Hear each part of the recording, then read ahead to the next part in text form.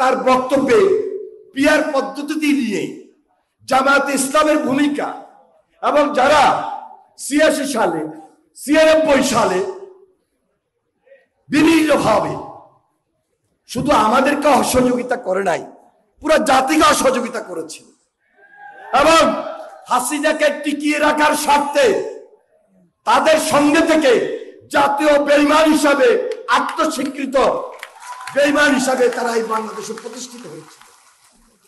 সর্বশেষ মনে রাখেন, এই যে ১৭ বছর এই যে ইসলামী শাসনতন্ত্র আন্দোলন, চরমোনাই পীর বলে, পীর নয় ভণ্ড, তারা হাসিনাকে স্থায়িত্ব দিয়েছিল। এমন কোন দালালি ফাঁকা মার্কার ছিল না, তারা এই বাংলাদেশের ইতিহাসকে কলঙ্কিত করে নাই।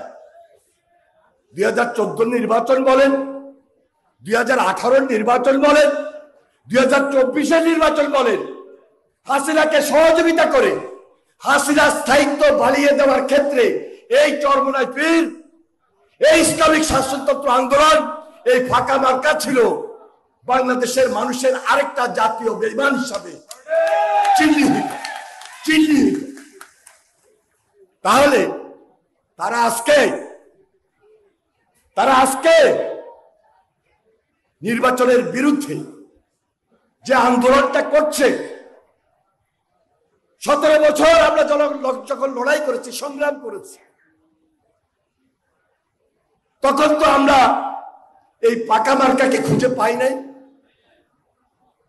আজকে ইসলামিক দলগুলোর থ্রেড দেখান, মিছিল করেন, মিটিং করেন, বিদ্যাঞ্জলি দেখান, নির্বাচনী পরিবেশটাকে বিকৃত করেন। এই পরিবেশ থেকে বাইরে হতে হলে ঐক্যই হলো শক্তি, সুদৃঢ় ঐক্য, যেটি জিয়া রহমান বারবার বলার চেষ্টা করেছেন, ইস্পাত কঠিন দৃঢ় ঐক্য। এই ঐক্য জিয়া রহমানের ডুপ্লিকেট তারেক রহমানের নেতৃত্বে এই বাংলাদেশে আমরা প্রতিষ্ঠিত করতে চাই।